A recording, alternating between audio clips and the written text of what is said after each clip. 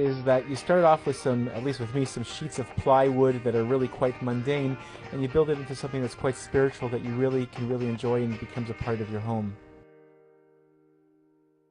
Many have the custom to decorate the sukkah with all types of different decorations. Children draw pictures or make different macrames and different types of decorations for the sukkah, while others have the custom not to decorate the sukkah because the sukkah in itself is the beauty of the mitzvah.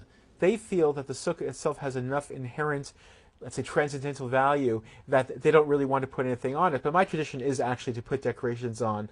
So like anything else now, you can go into the store and buy decorations. When I was growing up, the vast majority was a lot more popular than is you would get Rosh Hashanah cards that you would actually put on the walls, and that's what I remember growing up. Now, you can, as you can see on the walls here, we have some laminated different decorations that are related to the holiday. I try not to put up too much because, like anything else, you can verge into the area of tackiness if there's too much. I have a good friend, and what he does is there's seven different species that are important, such as wheat and barley and dates and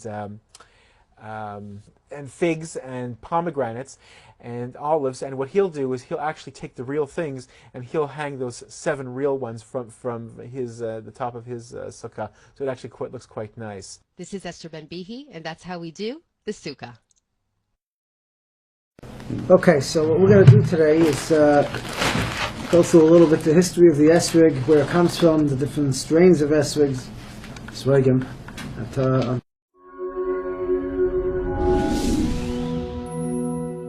Israel is the land of happiness. It is indeed one of the happiest countries in the world. Year in and year out, according to all types of international indexes, Israel ranks as one of the happiest countries in the world. And indeed, a new study of the Central Bureau of Statistics in Israel, which came out just before Rosh Hashanah, found that a whopping 89%, almost 9 of every 10 Israelis, is happy or very happy with their lives in Israel. What is the secret to the sense of happiness and fulfillment with all the challenges in the land that people feel in Israel? And I believe it is deeply connected to the festival of Sukkot. We know that Sukkot, which one feels tremendously all over Israel with the Arba mini markets of the 4 species and Sukkot everywhere, is all about Simcha. Happiness and Simcha is emphasized in this festival more than any other. But there is a remarkable halacha, which to my mind highlights an incredible distinction between life in the diaspora and life in the land of Israel. After all, says the Ramah, Rav Moshe Ishlis, the great posek, he wonders why it is that the entire year in Ashkenazi communities outside of Israel, everywhere, the Kohanim do not bless the people. The only time they bless the people is indeed on the festivals. Whereas in Israel, the Kohanim bless, do Birkat Kohanim every single day. And says the Ramah, he says, you know what the answer is? He says, because in Chutz La'aretz there's a certain happiness, Simcha, missing. And a Kohen has to be in a state of Simcha to bless. And therefore, only through the happiness and the Simcha of Yontif, which exists and pervades the environment, only then can one do Birkat Kohanim. And this boggles the mind. The Ramah is implying that around the world there is not Simcha. Jews are not in a state of Simcha only on the festival, which has intrinsic Simcha. Yet in Israel there is a state of intrinsic Simcha every day. Hence one can do Birkat Kohanim every day. And I believe the issue is this, that in Israel it's not that necessarily the individual person is more happy than Jews around the world. There are many very happy Jews all over the world, and there are people in Israel who are not so happy. That's not the issue. Rather, the issue is that the connection between the Jewish people and the land of Israel is one of a sense of deep belonging, a sense of fulfillment, a sense of somehow deeply connected, living in the presence of Hashem. Just like in the Sukkah, when one goes into the Sukkah, the happiness is being in the presence of Hashem, Tzilat de Me'amnuta, the Sukkah of faith, in the presence of Hashem. So too in the land of Israel, the land that it says, Hashem Elokecha Doreshota, that Hashem seeks out the land, Tamid Eina Hashem Elokecha Ba, that somehow Hashem's Shechina is felt in this land. And therefore, when one lives in the land of Israel, as a collective and as an individual, there is a sense of a deep fulfillment of what Jewish destiny is all about, basking, as it were, in Hashem's presence. May we all in Israel and around the world, Bezrat Hashem, have a Chag Sameach, and wherever we are, deepen our connection to the Sukkah, to the land of Israel, because after all, the sense of Simcha and fulfillment are deeply related to these 2 beautiful mitzvot. Chag Sameach.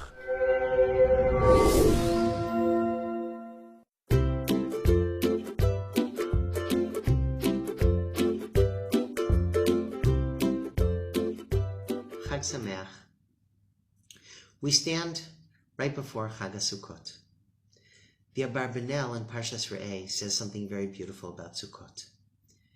When describing the three Chagim, Pesach, Shavuot, and Sukkot, he says that those Chagim are not just coming to remember something. Those are Chagim which give an opportunity to give us Hakaras HaTov, an appreciation for something which we have. On Pesach, we're not only celebrating Yetzias Mitzrayim, we're celebrating the fact that we are Am Yisrael, that with coming out of Mitzrayim, we became Klal Yisrael. With Shavuot, we're not just celebrating that we got the Torah, we're celebrating that we are not only special in who we are, we're special in what we do. We appreciate, we give a Hakaras HaTov to Hashem for giving us the way to act in a special way. For Sukkot, the Abarbanel says something special. For Sukkot, the Abarbanel says we're giving appreciation to Eretz Yisrael. What does Sukkot have to do with Eretz Yisrael? On Sukkot, we're celebrating having been in Sukkot in the Midbar. We're celebrating the miracles which happened in the Midbar. We're celebrating having gotten man and being protected in the Midbar. What does that have to do with Eretz Yisrael? I think I'll explain what the Abarbanel meant. Going back to what we said before, the Abarbanel is explaining that when we remember what was, we're not just thanking Hashem for what was, we're thanking and giving appreciation for what is. When we remember what happened in the Midbar, that in the Midbar we could only be protected by miracles which we were not a part of, by food coming from the sky, by wars fought, with complete miracles and with very little chance of us winning. When we come, what we have now, when we walk into our sukkah, we show appreciation and we realize we are not in a midbar anymore. Now we're home. Now we have Eretz Yisrael. We sit there and we remember in the midbar, you had to protect us with miracles, which we did not take a part in. When we're home, we take part in it. We walk into that sukkah and we don't just sit and wait for food. In the sukkah, we do all of our regular activity.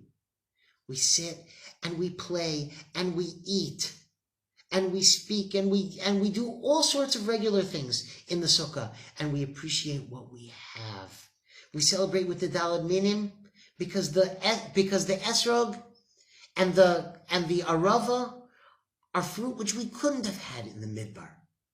We celebrate as opposed to the midbar. By saving us in the midbar, you brought us home, and we celebrate with all the things which we can plant and which we can create, because now we're home, and we can only do that when we're home. When you walk into the sukkah, don't only remember what was. Give Hakaras HaTov and appreciate what we have. We have Eretz Yisrael. We're not in a midbar anymore. Thank you, Hashem, for who we are. Thank you, Hashem, for what we do. And thank you, Hashem, for what you've given us, for bringing us home, and what you've given us. Chag Sameach. When you learn halakha deeply, sometimes it actually brings out tremendous insights in the hashkafa, in the Weltanschauung, in the world outlook, the philosophy of what exactly you're approaching. So absolutely one of my favorite sugiyot that I ever learned in Sukkah is the case of the famous Antwerp Schach. Now the story of the Antwerp Schach really starts many hundred years before.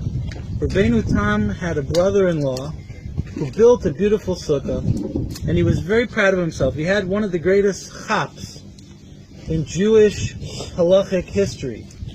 He built this sukkah, and it's not clear exactly what it looked like, but it was built like a kamin kippah. It was rounded, and somehow he was able to keep the rain out of the sukkah. He built it in such a way that rain wouldn't come into the sukkah. So what did he do? He's very proud of himself. He had this great chap, and he called over his brother-in-law, And of course, like a good neighborhood rabbi, he said puzzle. He says a good chap, good try, nice thought, but it's puzzle. So there's a Tosfot just in the beginning of Masechet Sukkah, on the very first daf, base Amud Aleph, right, page 2, folio A. In the bottom left corner, there's a Tosfot over there that talks about the idea that rain has to come into a sukkah. It's going on the famous opening, the 3 different reasons why, where we learn the idea that a sukkah has to be a dirat arai, has to be a temporary dwelling place. It cannot be a permanent dwelling place. And Rava gives us a tremendous insight that the walls could be made out of concrete bricks. Anybody who saw the Smolarski sukkah on the other side of the house, right? You have 3 solid concrete walls. That's not a problem of dirat arai. It's still called dirat arai. We see that the idea of building it so tall that the only way to accomplish such a structure is by making it kavua, that's a problem of dirat kva. But to make it out of solid materials, that's not a problem. And you could use concrete as long as it's less than 20 amma. So Tosfot asks a question about the schach. And Tosfot says, wait a second.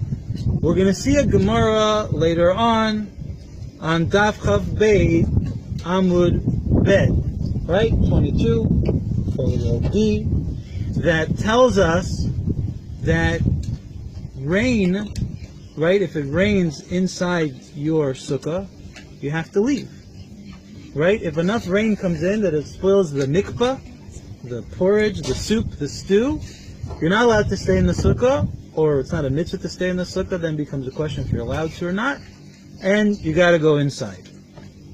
And then the Mishnah tells us inside the Mishnah, Mashal Amad Davar Domeh. There's a parable for this idea. What's the parable of this idea that it rains in your sukkah, you got to go? It's the parable of a servant who comes into his master, Limzog Lokos. He comes to water down his wine, because back in the time of the Talmud, the wine used to be highly concentrated, and you couldn't drink it unless you watered it down.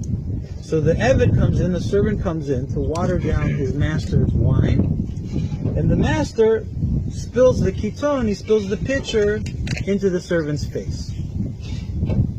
Right? It's a siman klala. It's a sign of curse if it rains on Sukkot when you're trying to fulfill the mitzvah of Sukkah.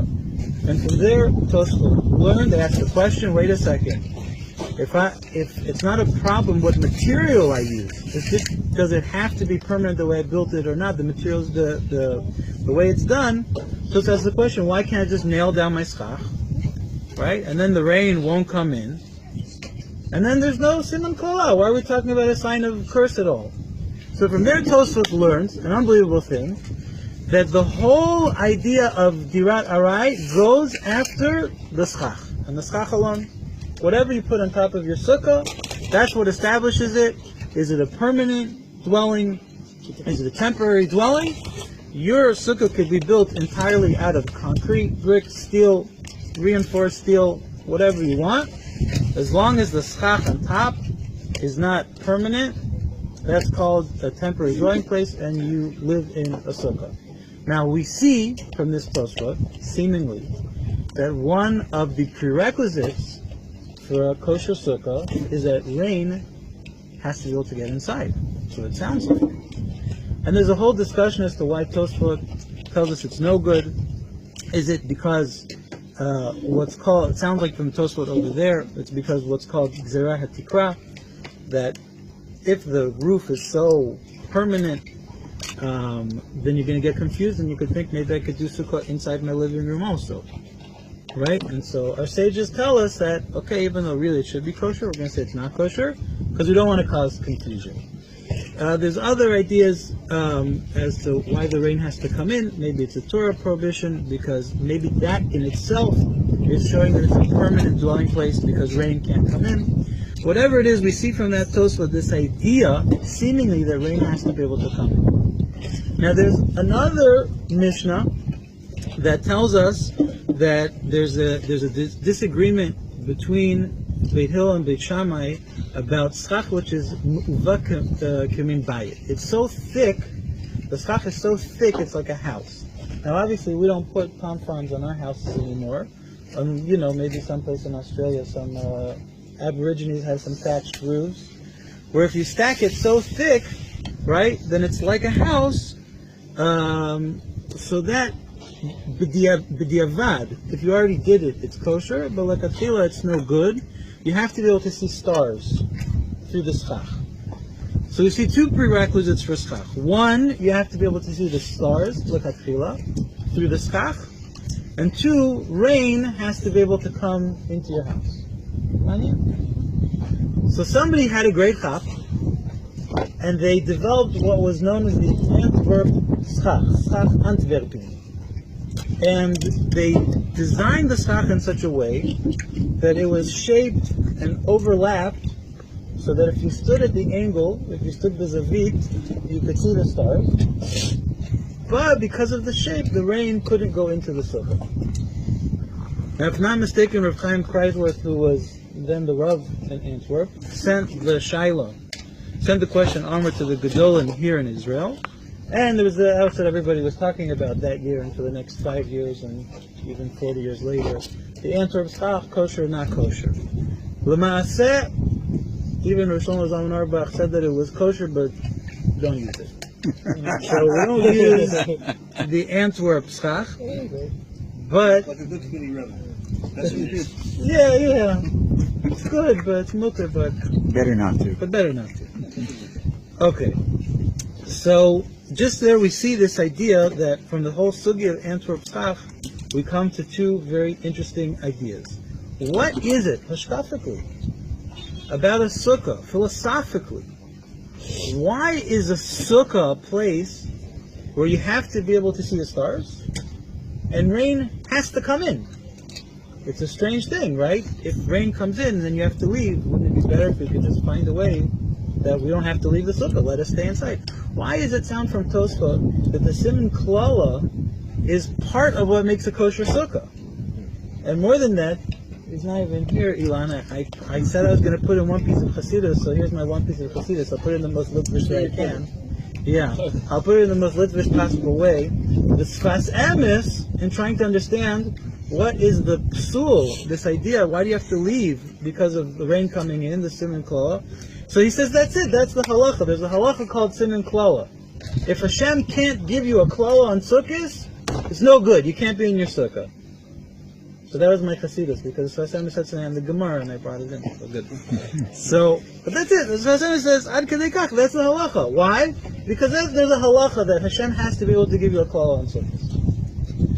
Very interesting, very strange. We don't see that there's any other Yom Tov where Hashem has to be able to give us a klala. As a matter of fact, any time else we're able to avoid the klala, you avoid the klala. Why stick yourself in a situation where you're going to ruin the opportunity of a mitzvah for yourself?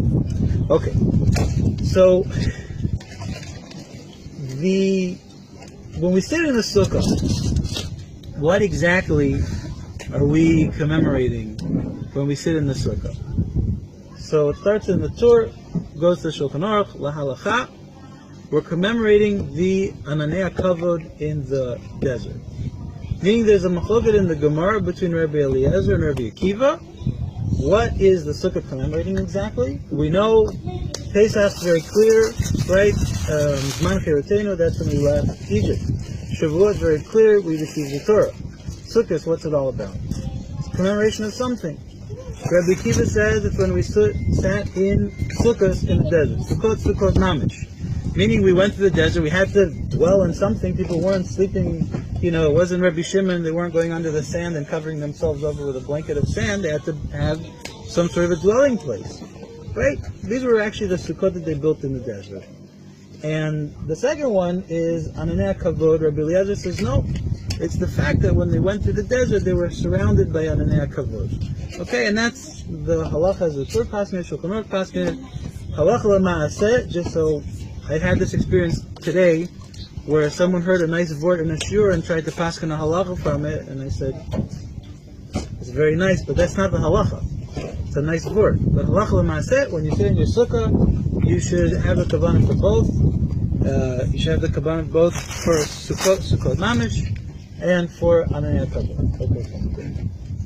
Now there's those who want to explain the machloket of Rabbi Eliezer and Rabbi Akiva very nicely, Elu Divrei Elokim Chaim, that Sukkot has a remarkable uniqueness to it that Rav Hutner speaks about extensively in the Chachat Yitzchak, that Sukkot is actually the endpoint of two different cycles of Chagim.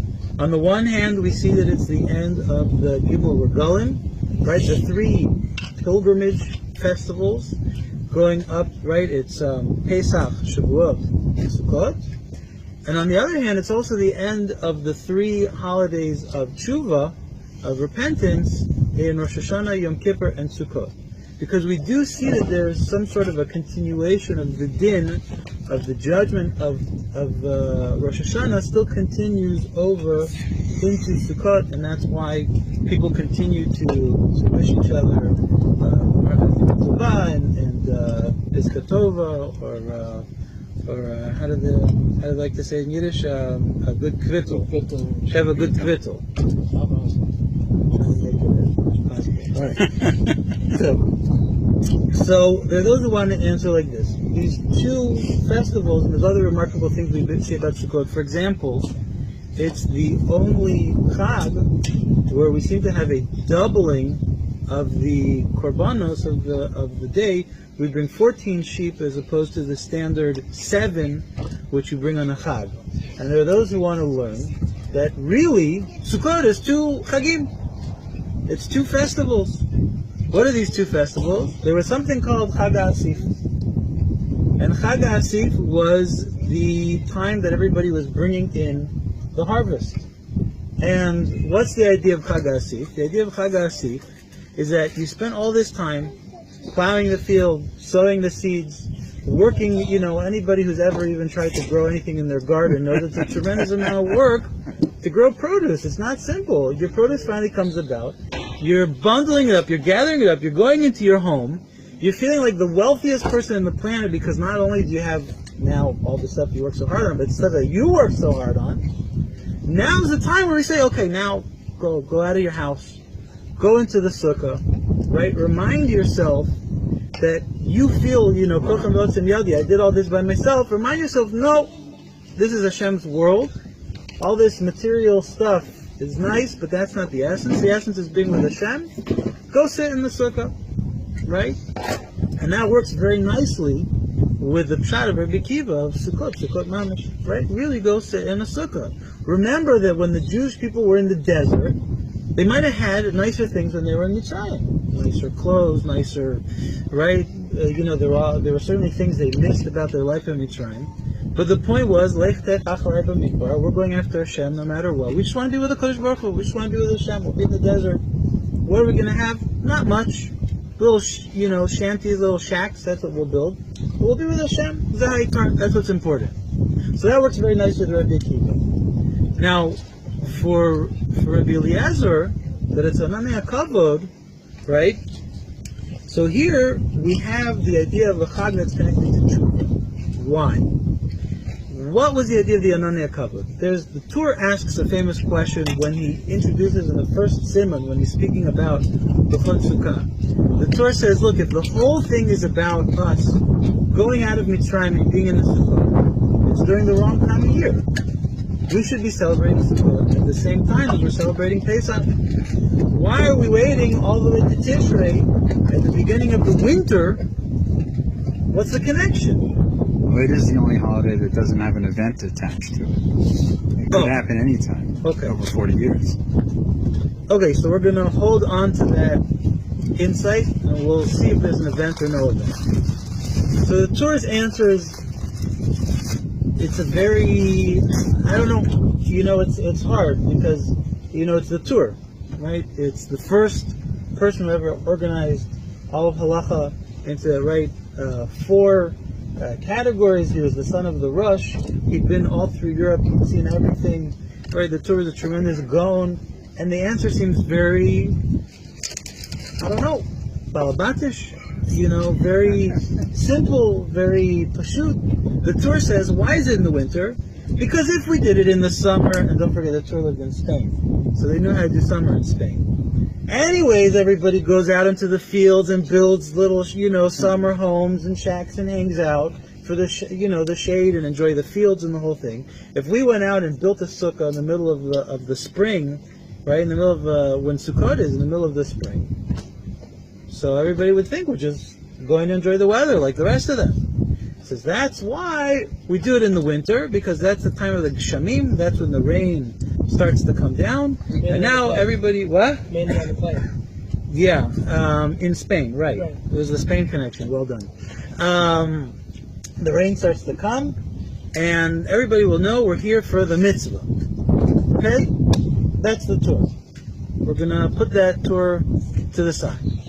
Now, there's a famous piece by the Vilna Gaon on his commentary to Shir Hashirim, where the Vilna Gaon gives possibly an alternative answer. We'll see at the end, maybe it's the same answer as the Torah.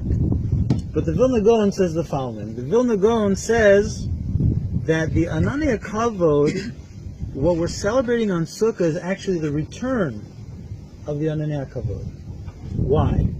Because when the Jewish people sinned at Chet HaEgel, the Ananei Kavod went away. We're without Ananei Kavod. We're vulnerable during that whole time. Moshe goes up, he prays for us, right? We do tshuva, he prays on our behalf. We have all the days that go by, all the way till Yom Kippur. Yom Kippur, Hashem accepts our tshuva, right? We have kapara, and then 5 days later, the Ananei Kavod comes back. So according to the Gaon Vilna, what are we celebrating on Sukkot, the Ananei Kavod? An event! What was the event? The event was the Ananei Kavod came back. When did it happen? Right in the middle of Tishrei, right? The 15th of Tishrei, the clouds come back. So what are we celebrating on Sukkot? We're celebrating the return of the Ananei HaKavod. That is the answer of the Gaon. Now, one question that we have to ask, right? The Gaon himself speaks it out, so we have to ask it for ourselves, is how does the Gaon know it was on the 15th of Tishrei? So the Gaon does a very simple calculation. He explains to us why it happens on the 15th, because the 10th day was, or tshuva was accepted, right? Yom Kippur. The 11th day, Moshe comes down and he gives us the tzivui. We're learning like Rashi over here. Moshe comes down from Har Sinai and he tells us on the 11th day of Tishrei, gives us a commandment, time to start building the Mishkan. 2 days, that's what it says Beferush and Machumish, for 2 days they brought, Boker, they brought all their stuff for 2 days. The 3rd day Moshe says that's it, too much. And the 5th day everybody starts building the Mishkan, Ananei Kavod come back. That's the order of events going from the 10th to the 15th. So the trigger is starting to build a Mishkan. Oh. Says Rabbi Asher something very interesting. It sounds like what brings the Ananei Kavod back is the building of the Mishkan itself, because that's the day when the clouds come back. Right? Correct.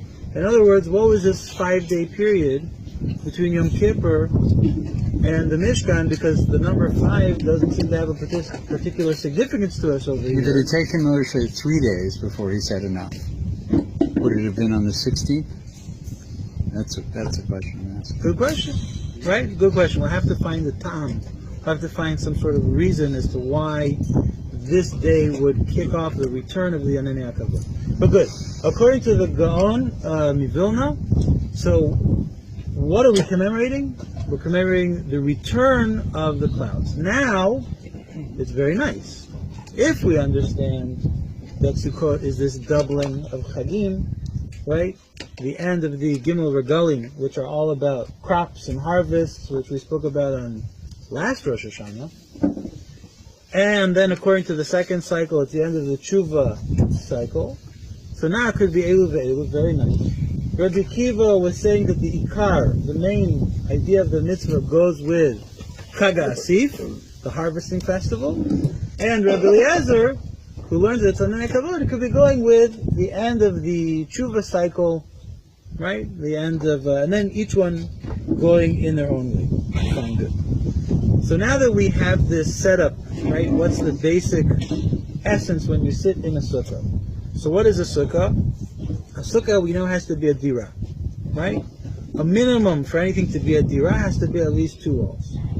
If I don't have at least 2 walls protecting me, if I can't back into my corner and feel like I'm protected on 2 sides, I don't have a dira, right? One wall isn't called the dira. It's not called the living space. A living space is defined minimally at least by 2 walls. We have halacha Moshe Sinai, a special halacha from Moshe, right, directly, that you have to have a 3rd wall. And that third wall only has to be a tefach in size. This big. Okay, we'll add another piece of Proto Chassidus over here, which is that the Arizal asks, what's the idea of the 3rd wall of a tefach, right? If each wall has to be at least 7 tefachim, 7 cubits, handbreadths. Oh, now it's a cubit. Handbreadths? There has to be a better name than that. All right, 7 handbreadths, right? Because that's roughly the size a person needs to sit and have a table, right? Roughly 7 handbreadths. So what's this idea of a 3rd wall, which is the size of 1 handbreadth of this tefach? So the Arizal says something unbelievable. The Arizal says, what's that shape? He says it's a very familiar shape. He says because you can look at it on yourself. It's like this, and like this, and like this. The Arizal says that it's a remez, it's an allusion to Hashem embracing us. Right? The whole idea of sitting in the sukkah is we're sitting in Hashem's embrace. It's the only mitzvah that we sit entirely inside of the mitzvah. Right? You're sitting in... Huh? Living in Israel, it's a machlok of Rishonim. Okay, and according to the Ramban, living in Eretz Yisrael. Very good. So we have Hashem's embrace. Hashem's holding us, right? According to either what do you like, Rabbi Akiva, Rabbi Eliezer. You're sitting in the sukkah, you're being embraced. But we see that there's the main idea of the dwelling place comes from the schach, and a connection to rain and looking up in the heavens. And we can start to develop a sort of an approach to understand what's going on over here. Rashi, famously in the Chumash, speaks about the idea that in Mitzrayim, they never had to look up. In Mitzrayim, you only had to look down. I think we spoke about this. Mitzrayim comes from the word Meitzarim, things that narrow us. Paro is from the word Parua, they have to be buried above ground, all their gods had to be visible. Everything in Mitzrayim you had to be able to, spirituality had to be tangible. So when they wanted to water the fields, what did they do? They went over to the Nile, they set up nice, little ditches, furrows that went into their fields. They kicked open the block, the water went down, watered their fields, they never had to worry about, watering the crops. Everybody came to Eretz Yisrael, right? You know what it's like here in the winters. When you need to water your crops, what do? You gotta look up. You gotta dive in. You have to ask Hashem to bring the rain. If you don't ask Hashem, you're not gonna have rain. Just like Adam Arishon, right? That until Hashem, the rain never came, Rashi in Bereshis, the rain never came till Adam Arishon was created, so he could dive in for the rain. There's a relationship between us and Hashem that when we want to see fertility and things come to fruition, Hashem wants us to develop a relationship with Him, to realize that all the chesed in our life, all the goodness comes from Him, and we have to turn to Him as the Gomel Chasadim, as the one who gives us all this chesed, and say, please Hashem, we want your chesed. So there's this unbelievable idea about rain. Rain represents this idea of more than chesed, really rachamim. Rain represents mercy, because we know that rain at times can also be din, right, in the generation of the flood, and the rain didn't stop. So rachamim, the balance between giving and taking, that is our relationship with Hashem, the relationship with rain. So when you come into a sukkah, you see that you have a very similar thing. The idea of the sukkah, again, as we're saying, is get away from your belief that everything happens with your own hand, from the belief that you need all this physical comfort, and sit with Hashem. And if you can't look up, right, and see and feel that connection through the roof, right, that's where, when a person wants to feel it, the powerful hashkafa, the powerful idea we're learning from the Gemara over here, is that when a person wants to feel secure, what does he do? He builds a solid roof. When you have a solid roof, you feel totally secure, like I'm in control. And I don't need Hashem anymore. He's out of the picture. I don't need him. The Gemara tells us you have to be able to somehow see beyond the house, have a connection with the natural world. So, the idea of seeing the stars, there's a Prima Gadim that's brought in many places. The Prima Gadim, I want to read the whole, he brings a pasuk, a beautiful pasuk, says that even if you have a roof which is thatched, which is very, very thick, he said it's good enough, go into the corner, pull out a chunk, right, in your sukkah, so that you can see the stars from that corner. Why, he says?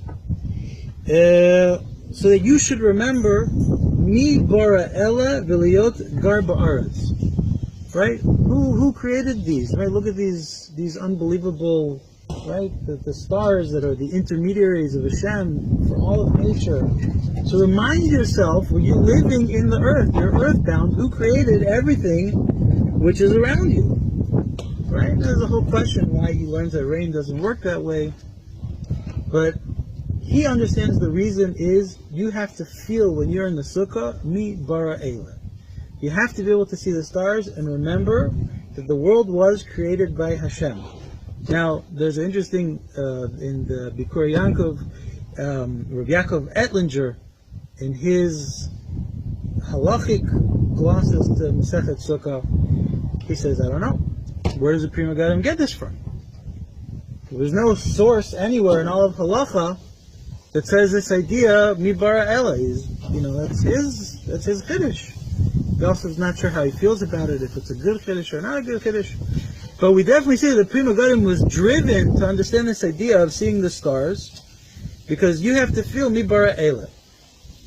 Now, we didn't do it together, the shiur on LeDavid, but there's a powerful idea in LeDavid that helps us understand the idea of a sukkah.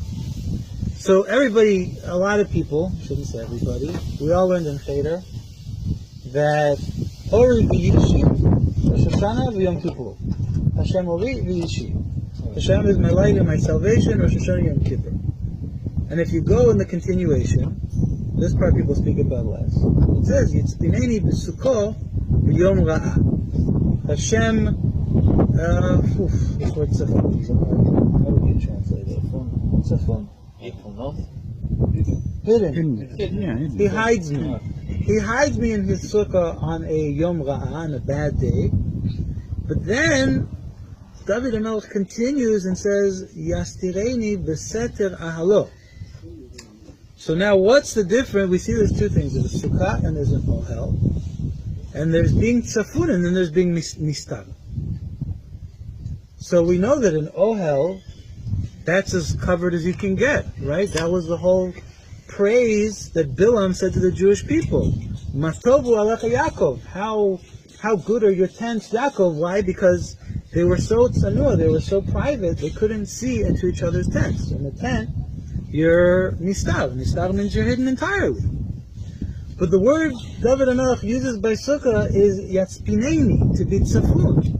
To be tzafun means to store something for later use. It doesn't necessarily mean that it's completely hidden. Like the or tzafun and tzadikim, the hidden light that Hashem hides, it means to put something in a storage to remove it later. So we see that a sukkah is not as enclosed as this idea of an ohel. And why is that? So now we're going to say another piece of Rav Yaakov Ettlinger, because anytime I have the opportunity to quote a piece of Torah from Rav Yaakov Ettlinger, I get very excited, because if you ever learn Sukkah, to be able to learn it with the Orach Lanera, the Bikur Yaakov, there's not a lot of Sfarim, very special Sfarim like that. You know who he was? A Rebbe Shel Rav Hirsch. Ken. So Rav Yaakov Ettlinger, in the end of Orach Lanera, on Masechet Sukkah, decided to make a siyum for all his students. Because they did Sukkah together, so he wanted to make something exciting for them. And he gave a whole drasha on the machloket Beit Shammai and Beit Hillel, why Beit Hillel learns that a sukkah has to be birat harai, and Beit Shammai learned that a sukkah has to be birat kva.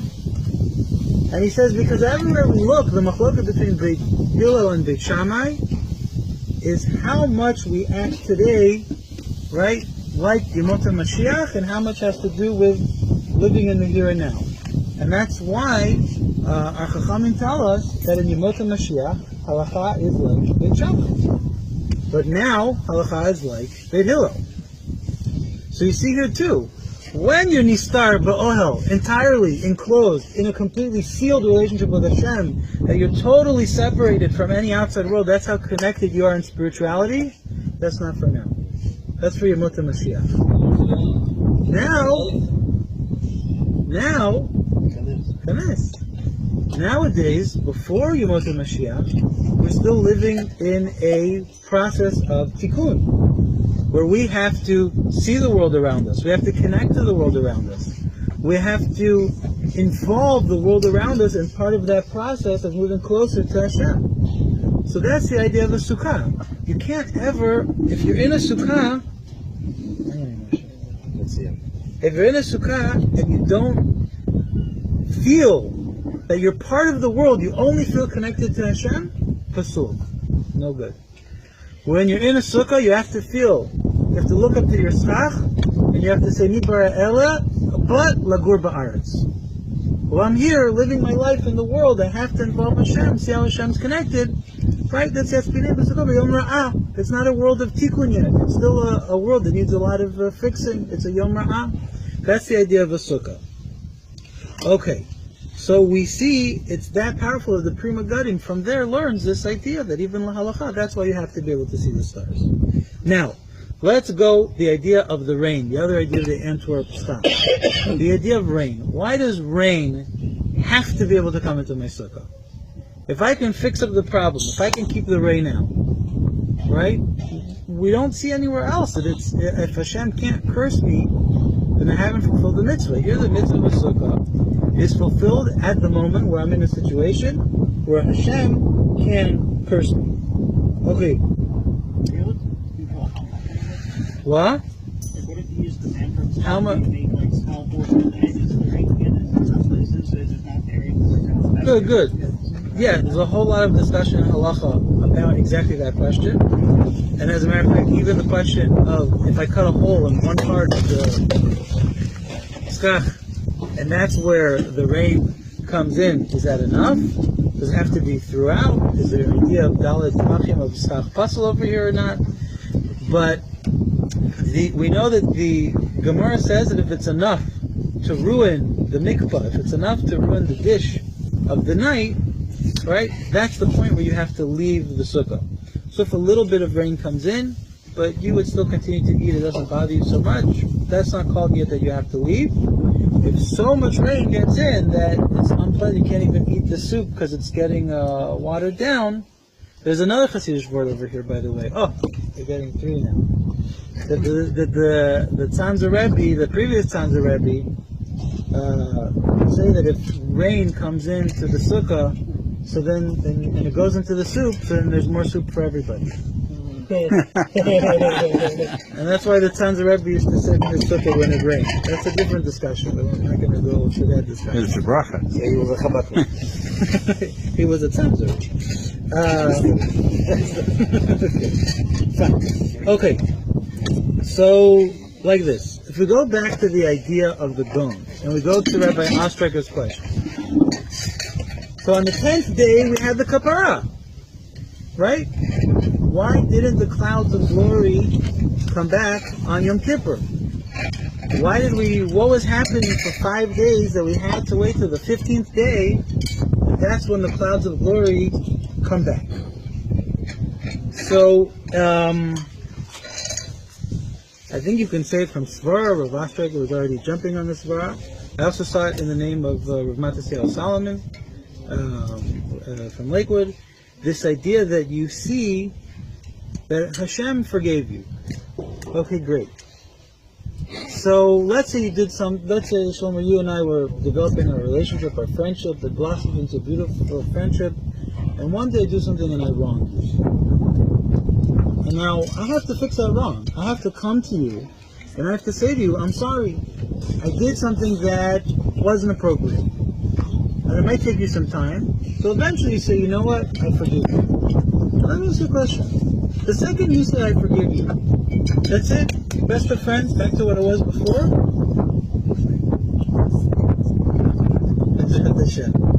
You're a good friend. Usually there's a period where we have to regain a trust, redevelop the relationship. Okay, so you forgave me, but does that mean that you're excited about our relationship moving forward?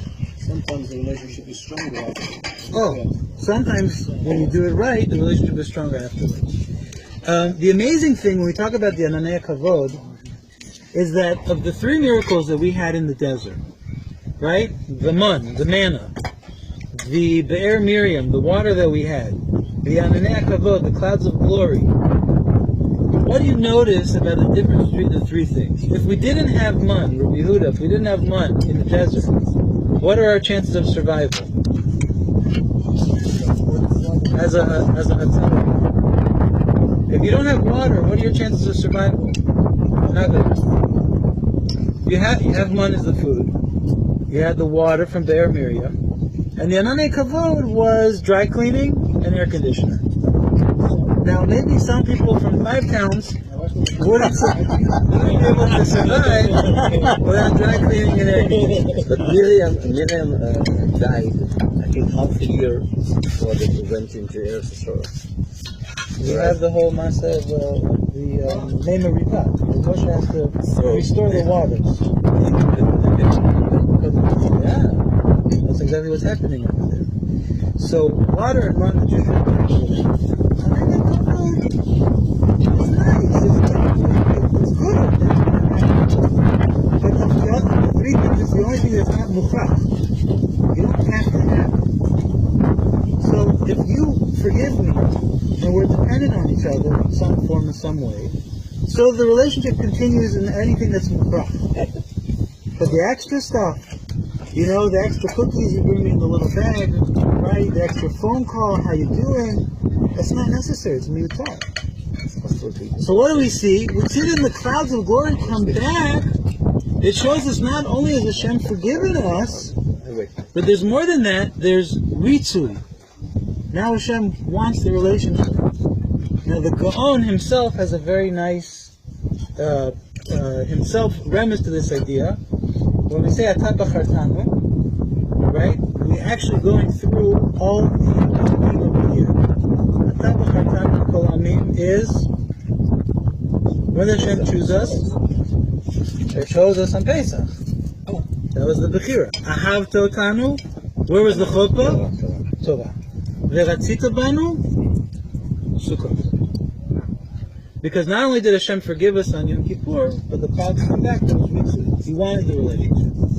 Why was there Ritzui 5 days later? Why do we have to wait 5 days? Says Rabbi Astreicher. Because when Hashem saw how excited we were to take the kapara and to do something with it, to run it out, so excited about the mission. It wasn't just look at the mission. We did it with such excitement, such zeal. Oh, that's a good word. We did it with so much zeal that even the leaders of the Jewish people were shocked. There was nothing left to give. We donated everything. We jumped into it with so much excitement that Hashem says, oh, if I'm going to forgive them, and that's how they'll respond, now I feel like I'm in a good place. But it just depends on Kadesh. The second part of Sukkot. There are 2 cycles of Sukkot. Oh, okay. One has to do with the Chagim and the Asifah, the crops. One has to do with Tshuva. That's the idea that we spoke about at the beginning. That the second cycle of putting Sukkot at the end of the Yomim Naraim, that's connected with Chet HaEgel and the fact that we were able to do Tshuva. And not only do Tshuva, that Hashem forgives us to the point that the clouds of glory come back. So now what do we see? We see that more than any other Chag, Sukkah is built on something completely different. When Hashem chooses us, it has nothing to do with us. Hashem says, right, He tells Moshe explicitly, I'm going to do things no one's ever seen. I'm going to reveal my highest expression of myself in the Yud Kei Vav Kei. You're going out of Egypt, the world is going to learn what Hashem is in that revelation. Torah, the whole of creation, was built on the condition that Torah is going to be given. It has nothing to do with us. The only Chag that has to do with us is Sukkot, because it's all about the Ritzui. Where did the Ritzui come from? That when Hashem forgave us, we didn't become passive and say, oh, now we're forgiven. It's over, right? No, we became active with the Ritzui. I'll share, I just saw it this year, one of my Rebbeim, Rabbi Bernstein, he asked a very interesting question, that you see that there's a bunch of times that the Kohen Gadol, before he does the avodah, he has to wash his hands and feet every time he changes his garments. So there's 1, washing hands and feet before he starts. Then there's 8, 4 changing of the garments, 1 before, 1 after. And then when he finishes everything, he washes his hands and feet and goes home. As for Bernstein, what's the last one for? He's done with the avodah. He's not doing the service in the Beis HaMikdash anymore. He's going home. You're going home. What do you care? Why do you have to wash your hands and feet? So he gave an answer that his father, Rav Isaac Bernstein Zechatzai Devacha, told him in the name of Rav Kook, that if you think that after Yom Kippur, the whole point is, okay, I'm done, time to go home, you miss the whole point of Yom Kippur. That's when the real avodah begins. Hashem forgave you. What are you going to do with it? What are you going to do with the kapara, with the forgiveness Hashem gave you? If you think it's over, you missed the boat. It's just beginning. So now we can go back and understand why it's so important on Sukkot that we have a Siman Klala. The Tosafot says, why does rain have to be able to come into my Sukkah? So let's go back to our mashal in the Mishnah. The mashal says that the servant comes into the king to water down his wine, and the king spills it in his face. What does the mashal have to do with Sukkot? Just because there's water? The mashal should be, I came to sit in the king's chatzer, in his courtyard, and he said, go away. That should be the mashal, right? I'm sitting in the sukkah, Hashem has rain come down, I can't see it, I have to go. What does it have to do with serving the water and having it thrown back in my face? Right? So the Gaon also explains this mashal, not in the same place. The Gaon in his Chidushim, or that's brought down as Chidushim of the Gaon, explains as follows. What's the water and what's the wine? Right? The water is rachamim. It's mercy. And wine, as we know, the red, it's din. Right? Wine is din. You have to squeeze the grapes to get the wine out. Right? So what are we doing? We're coming to Hashem and we're saying, Hashem, we want you to water down the din. We're weak, we're frail, we're fragile, we can't take so much din. So we're beseeching you, please water down the din. We want to give Hashem the water. Right? That's what the Gaon says. And if Hashem is not pleased with us, he throws the water back. Now, let's flesh out the Gaon completely. The mashal is about a servant and his master. So if we're talking about the Jewish people as servants, we're talking about the avodas Hashem, right? How are we serving Hashem? We're serving Hashem by bringing Him rachamim, by bringing Him mercy. Where do we have storehouses of rachamim? Where do we have mercy from? You and I have mercy that we could bring to Hashem and say, Hashem, please add this mercy into your din? Yes. You know where we have it from? From Yom Kippur, when Hashem gave it to us. Hashem said, according to the din, you don't deserve to be forgiven. But we have a process called tshuva, where if you're going to change your ways and you're going to do something right, I'm happy to forgive you, moving forward. So Hashem gives us this mercy, so we're doing the avodah, and we're doing it with the mercy that Hashem has given to us. Very fresh mercy. Very, very fresh mercy. And what does Sukkot depend on? Ritzui. Hashem has to believe us that genuinely we're taking the mercy He gave us, and we're not just going to go, oh, okay, Hashem forgave me, I can relax, put up my feet, preseason basketball's coming up, right? No, what are you doing with the mercy that Hashem gave you? You're coming back to Hashem in your avodah. with all the mercy they just gave you and all the mitzvot that you do, how are you acting? So if you're not acting correctly and there's no ritzui, so now the rain comes and you have to leave. The rain's getting splashed back at you. What does it mean that the rain's getting splashed back at you? So we said that rain is mercy, right? Rain represents mercy. So how could it be that through mercy you have to leave the sukkah? Because you were mikalkel, the mercy that you got. You're sitting, you're eating your mikvah, you're eating your sukkah, it's supposed to sustain you, right? Your relationship with Hashem. And if you're not using it properly, so now the mercy that Hashem gave you is actually ruining you. The mercy Hashem gave you isn't sustaining you, it's destroying you. So the rain comes into the sukkah, it ruins the food, that's when you know it's time to leave. Hashem, it says that Hashem splashes the ketone back into his face. The idea of panim, as we know, is panim al panim, right? However we show our face to Hashem, that's how it shows it back. Sukkot isn't just a chag that ends the kapara because, now it's over and time to have fun, time to have a party. It's the chag where we get to look at our own reflection and Hashem gets to show us, I've given you rachamim, what are you doing? Are you using it to serve it properly? Are you not using it to serve it properly?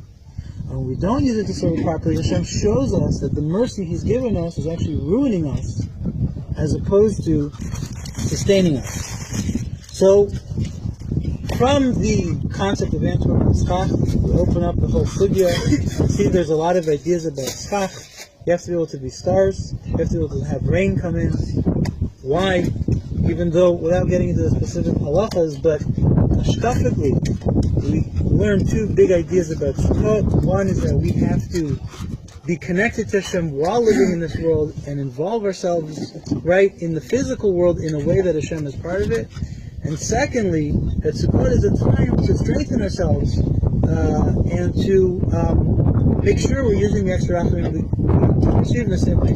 Now, just as an extra, v'zelo mechayev, right? Doesn't have to be, just for my own benefit I'm saying it. The Torah said that the reason we go out is for hackers to recognize, right? Because now is the rainy season, right? And we said, okay, it's a nice answer. You would think that the Torah maybe would say.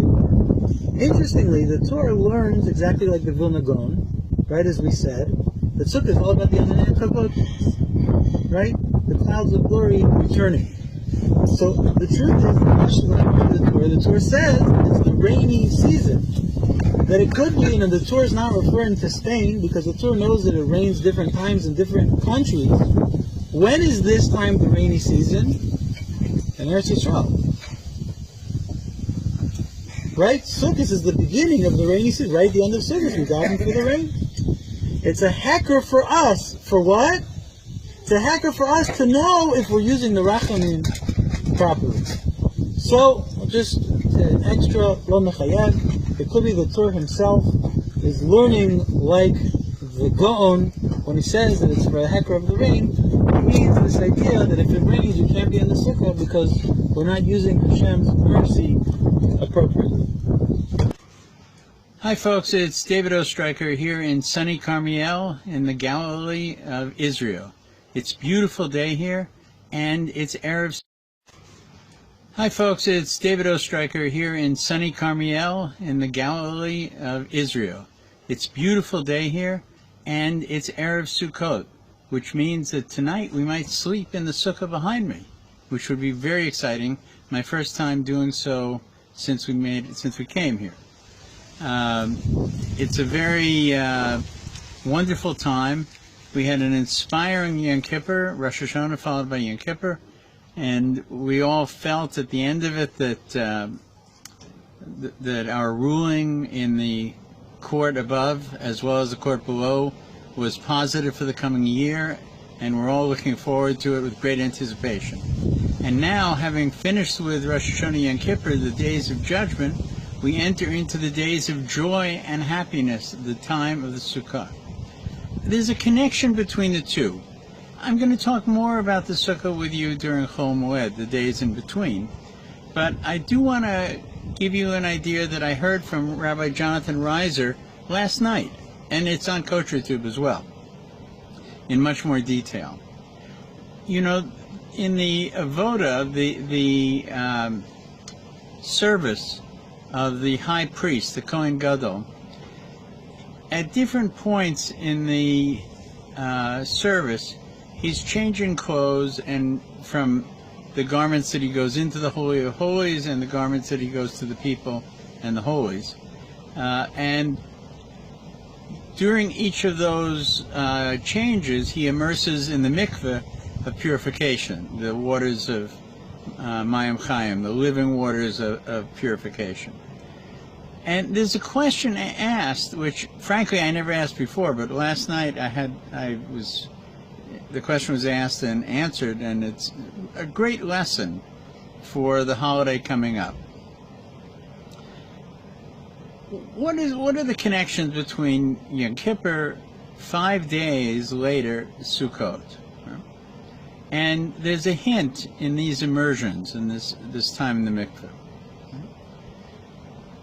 The last time that the Kohen Gadol goes to the mikveh is between the conclusion of the service and when he changes into his own clothes. He takes off the clothes of the high priest. He changes into his, street clothes, basically, and he goes home. But in between, he goes to the mikveh.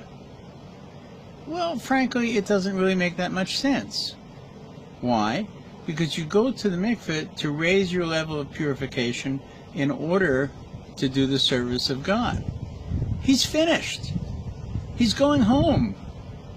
They're going to break the fast, and the Kohen, Mrs. Kohen Gadol and the little Kohen Gadolim, are all going to be sitting around the table, and they're going to, like other people, move on. And does he want to remove some of the holiness that was in the Beis Hamikdash before he goes home? Is that why he's immersing?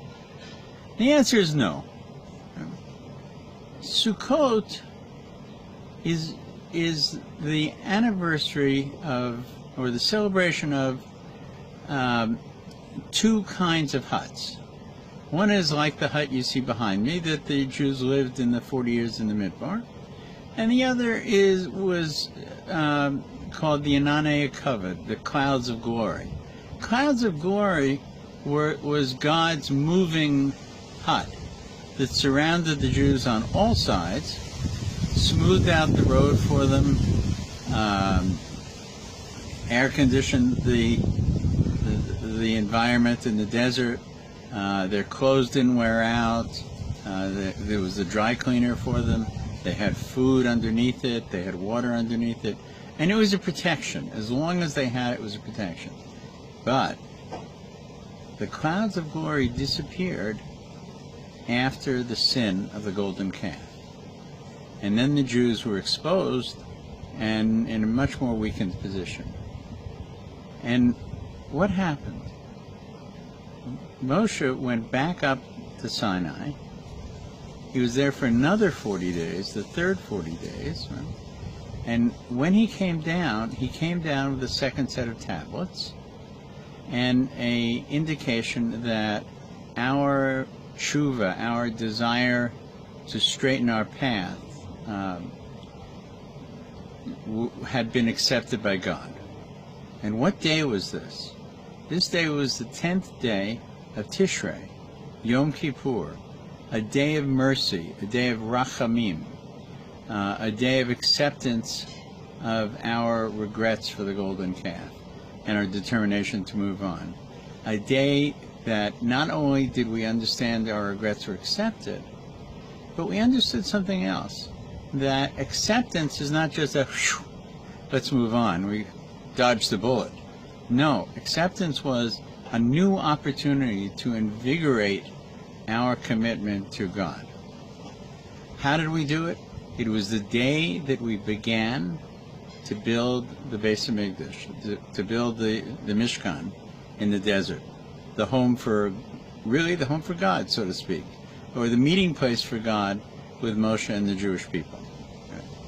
And we did it with such a zealous desire that in 2 days all of the materials, the gold, the silver, the fabrics, everything you can imagine was donated by the people, anxious to say, we are back. We not only are we back, but we're back with more vigor, more commitment than we left. And we appreciate getting this chance. During this time, there was a 5-day period where they prepared themselves and then began to build the Mishkan.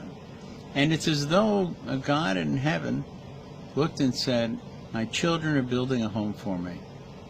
They're back. I've given them a second chance, and they've grabbed it, and they're running with it. They're making the most of it. And they're making it clear that whatever they can give to it, they will give to it. And I'm giving back them the clouds of protection, the Inanei Kavod. And on the 5th day, the 15th day of the month, 5 days after Yom Kippur, the Inanei Kavod came back, and this is actually, according to the Vilna Gaon and others, why we celebrate Sukkot, which actually went on all year long, living in Sukkot. Why we celebrate Sukkot on this day, on the 15th day of Tishrei. There's more. And this comes back to the question of the Kohen Gadol. What was he doing, immersing himself before he went home? What did he bring, what quality did he bring into the world during the both solemn and exciting Yom Kippur? The quality he brought in is in the prayer we repeat over and over and over. Avinu Malkeinu, our Father, our King. A king rules justly. A father doesn't rule justly.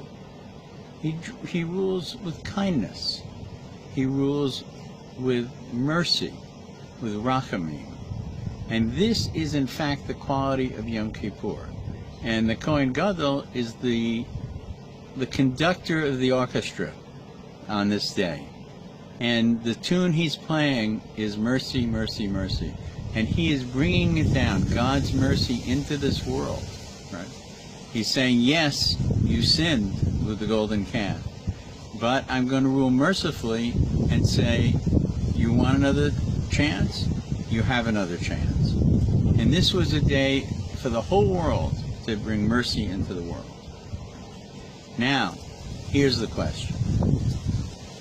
What was he doing on the last immersion? And this is very important to understand as you go into your sukkah.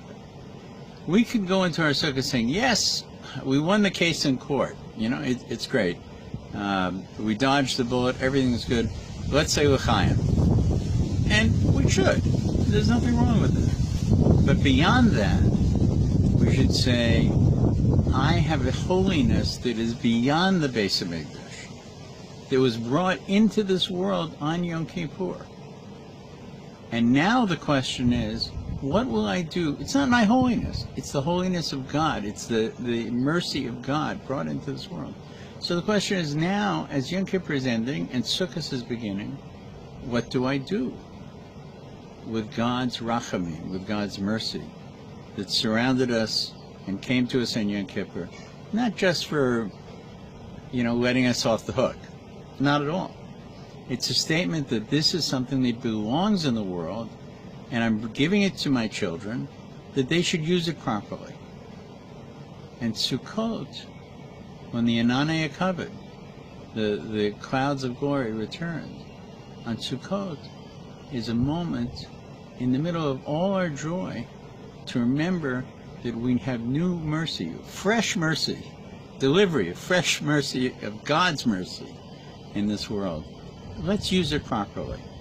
Make this Sukkot a time of joy and a time of mercy.